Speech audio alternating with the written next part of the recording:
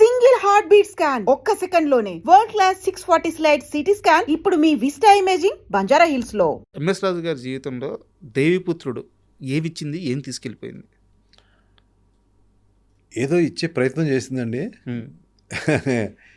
అది అది ఏమిచ్చింది, అది ఏదో ఒక ఎక్స్పీరియన్స్ అయితే ఇచ్చింది. మళ్ళీ జాగ్రత్తగా ఉండాలి, మనం ఏంటంటే రిపీట్ చేయకూడదు ఇష్యూస్. సో అటువంటి ప్రాబ్లం వచ్చినప్పుడు సిచ్యువేషన్స్ ఏం చేయాలి, ఎలాగా మనం ఉండాలి అనేది కూడా అదే ఒక్కొక్క సినిమా ఒక పాఠం అండి. బట్ నాకు ఒక చిన్న డౌట్ సార్, దేవిపుత్రుడు సినిమా విషయానికి వస్తే వెంకటేష్ గారి యాక్టింగ్ కానీ సౌందర్య గారి యాక్టింగ్ కానీ అండ్ కథ పరంగా చాలా అద్భుతమైన కథ. అప్పటిదాకా ఎవరు చెప్పలేదు. ఇంకా గ్రాఫిక్స్ గురించి ప్రత్యేకంగా చెప్పాల్సిన అవసరం లేదు. ఆ చిన్న పాప ఎపిసోడ్ ఉంటుంది, అది కానీ అద్భుతంగా వస్తుంది, పాటలు కానీ. ఎందువల్ల దేవిపుత్రుడు ఫ్లాప్ అయింది అనుకుంటున్నారు? దేవిపుత్రుడు మీ అందరికి నచ్చింది కానండి, నాకు ఎక్కడో ఒక లాస్ట్ అరగంట నాకు నచ్చలేదు. ఆ సినిమా కూడా అంత లోపలికి ఎక్కకపోవడం కూడా కారణం అదే. అది చాలా ప్రయత్నం చేసాం కానీ అది జరగలేదు. ఒక్కోసారి జరగదు. అంటే మీకు మీ తర్వాత ఆలోచించుకున్నప్పుడు రీజన్ ఏంటంటే మీకు అర్థమైందా? ఇప్పుడు దాకా అర్థం కాలేదు. నాకు బాగా గుర్తు సార్, 2001 జనవరి 26 నేను ఆ మూవీకి వెళ్ళాను. మూవీ అంతకుముందు ఒక 10 రోజుల ముందు రిలీజ్ అయినట్టు. జనవరి 14 ఒక రోజు లేట్గా రిలీజ్ అయింది. సమ్ గ్రాఫిక్స్ ఇష్యూ వల్ల కొంచెం. నేను సినిమాకి వెళ్ళాను. సినిమా చూసినంతసేపు ఆ ద్వారకా మునిగిపోవడము, ఒక పవరు, అమ్మవారి శక్తి, విధ్వంసం ఇట్లాంటి చూసి అట్లా బయటికి రాగానే గుజరాత్లో భూకంపం వచ్చింది, ఇళ్ళన్నీ కూలిపోయినాయి అని చెప్పేసి చెప్తా ఉన్నారు. నేను థియేటర్ నుంచి బయటకు రాగానే ఇంకా నేను ఈ మూడ్లో నుంచే బయటికి రాలేదు, గబక్కన ఇది తగిలేకే జరిగింది అది. సో నాకు దేవిపుత్రుడు అలా బాగా గుర్తు. మీరు యాక్చువల్గా మీకు నచ్చింది అని చెప్పగానే అవునండి ఎందుకు ఫెయిల్ ఉందో తెలియదు అనే మాట అనొచ్చు నేను. కానీ నా ఫెయిల్యూర్కి నాకు అయితే రీజన్ తెలుసు సార్. కానీ రీజన్ తెలుసు అంటే నా ఉద్దేశంలో అది నాకు ఎక్కడో నచ్చలేదు, ఎక్కడో ఒక లాస్ట్ ఫేజ్ నచ్చలేదు అని తెలుసు. ఏం రెక్టిఫై చేయాలనే ప్రయత్నం చేసింది నాకు ఇప్పటివరకు అందలేదు అది సార్. అయితే నాకు తెలిసిన ఇన్ఫర్మేషను, శత్రువు తరువాత మీరు కాస్త లాసుల్లోకి వెళ్ళిన తర్వాత వెంకటేష్ బాబుతో సినిమా తీయాలి అంటే నాకు తెలిసి ఇండస్ట్రీలో వెంకటేష్ గారికి ఉన్న చాలా బెస్ట్ ఫ్రెండ్స్లో మీరు ఒకరు. మీరు వెళ్ళి డైరెక్ట్గా అడిగితే ఆయన సినిమా ఖచ్చితంగా చేస్తారు. అలాంటి టైంలో కూడా మీరు వెంకటేష్ గారిని సినిమా అడగలేదు, దేవిపుత్రుడు సినిమా తీశారు.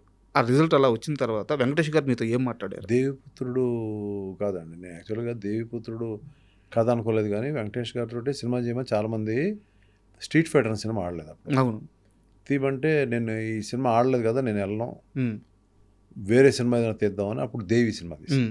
దాని తర్వాత నేను దేవిపుత్రుడు సక్సెస్ఫుల్ తీసాను అది. అవును.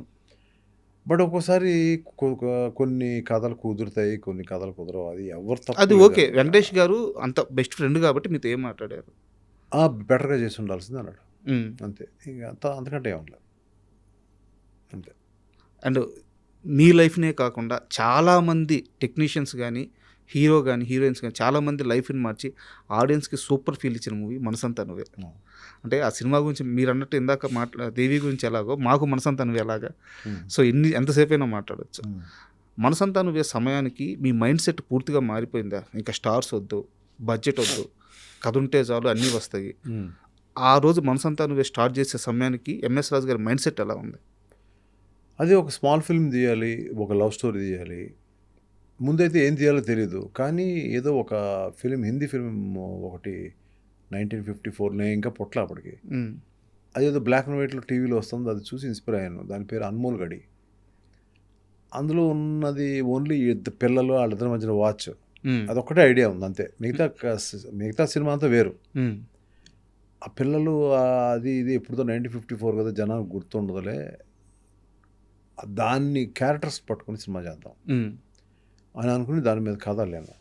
కథ అల్లిన తర్వాత ఫస్ట్ పరుచూరి వెంకటేశ్వరరావు గారు చెప్పాను, బాగుంది కొంచెం వర్క్ చేద్దాం అన్నారు. తర్వాత ఎస్ గోపాల్ రెడ్డి గారు చెప్పాను, బాగుంది చెయ్యి అన్నారు. నాకు ఆ సంవత్సరం దేవిపుత్రుడు ఫ్లాప్ అయిన సంవత్సరమే రిలీజ్ చేయాలి నాకు. ఓకే. మే 1 ఎప్పుడు ఈ ఐడియా నేను చూశాను. మే 1 చూసిన తర్వాత ఓకే, దీన్ని మే 10 నా బర్త్డే కదా, ఆ రోజు ఓపెన్ చేసేద్దాం, స్టోరీ పూర్తి అవ్వాలిగా మొత్తం. అదేంటి ఆ సినిమా పూర్తి అవ్వాలి కదా అని వెంకటేశ్వర గారు, అసలు ఎవరు డైరెక్ట్ చేద్దాం అనుకుంటారు. గోపాల్ రెడ్డి గారేమో నువ్వు అనుకున్నావు కదా కథ, నీకు అన్నీ తెలుసు, నువ్వే చేసేయి, ఉమ్, నేను ఉంటాను కదా వెనకాతల, నీకేమి ఎక్కడ షార్ట్ కన్ఫ్యూజన్ ఉండదు, నేను ఉంటాను కదా అని. వద్దండి అలా వద్దు, ఇప్పుడు అసలే ఒక ఫెయిల్యూర్ ఉంది, ఇప్పుడు నేను ఇవన్నీ పెట్టుకోలేను, నాకు ఎవరన్నా జస్ట్ చూస్తున్నానంటే, సరే నువ్వేమనుకోకపోతే ఒక అతను ఉన్నాడు అని చెప్పి అప్పుడు విఎన్ ఆదిత్య పేరు చెప్పాడు. ఓకే. సో తను మనకు దగ్గరగా ఉంటాడు, ఉమ్, నీకు ఇది నిన్ను I think he label to understand you, నీ లోపల ఏముందో అండర్స్టాండ్ చేసుకుంటాడు అతను. చెప్పింది ఆయనే.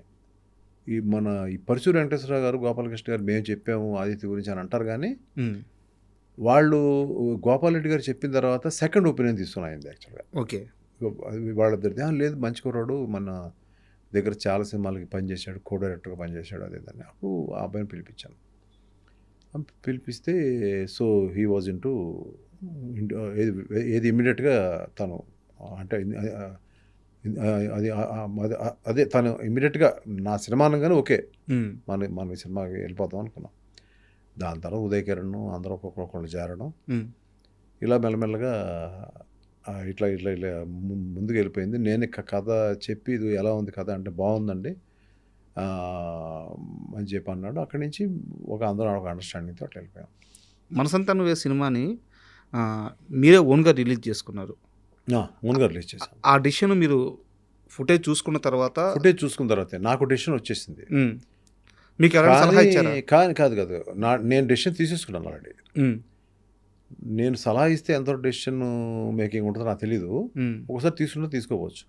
నా డెసిషన్ మేకింగ్ అయిపోయింది. ఆ టైంలో నువ్వు నేను సినిమా హిట్ అయింది. సార్ హిట్ అయిన తర్వాత నువ్వు నేను ప్రొడ్యూసర్స్ అన్నారు, మీరు జాక్పాట్ కొట్టేసారు, అమ్మేస్తారు సినిమా అని చెప్పాను. ఇది అమ్మట్లేదని చెప్పాను. దీని తర్వాత ఊరికే కూర్చున్నప్పుడు పరశూరు గోపాలకృష్ణ గారు, వెంకటేశ్వర గారు ఇద్దరు కూర్చుని ఉండగా, ఏమండి ఇది అమ్మాలా లేదా అని నేను అడిగాను. ఒపీనియన్ కోసం మొత్తం ఉంచుకోన్నారు. సో అంతకుముందు నేను ఉంచుకోవాలని ఉంది అనేది వాళ్ళకి తెలీదు లోపల. సో అది సింక్ అయిందని నేను అప్పుడు ఎవరు అడిగినా కూడా నేను ఇవ్వలేదు సినిమా. అది అప్పుడు ఎంత అండి, 1.5 కోటి ఎంతో చేసింది, 1.5 కోటి ఎంతో అయింది సినిమాకి మొత్తం టోటల్గా. వ్యాస్ట్ అంటే 14 times వచ్చింది. ఇప్పుడున్న ఓటీటీ లేవు, ఇప్పుడున్న శాటిలైట్ రేట్స్ లేవు, అవి లేకుండానే 14 times వచ్చింది ఆ సినిమాకి. అదే సార్ కలెక్షన్ చూస్తే 14-15 కోట్ల రూపాయలు. ఉదయ్ కిరణ్ గారి రియాక్షన్ ఏంటి సార్ అంత పెద్ద హిట్ తర్వాత? ఏం లేదండి, అందరూ everybody were gelling so much, everybody మంచి అండర్స్టాండింగ్తో చేసాం సినిమాని. అందరూ కూడా ఎవ్రీబడి. ఎక్కడ మనకి ఒకటి ఏంటంటే అండి, మనకి ఎదురీది ఏ టెక్నీషియన్ కానీ ఏ ఆర్టిస్ట్ కానీ ఒక ఎంఎస్ రాజుని ఎదురీది వెళ్ళిన సందర్భం ఎక్కడా లేదు. కన్విన్స్ చేసుకుంటారు వచ్చి, అలా కాదండి ఇలా కాదండి, ఎందుకంటే నా మొహం అలాంటిది, వచ్చిన కాదండి ఇలాగే చేద్దాం అనే మాట ఎవరు అంటారు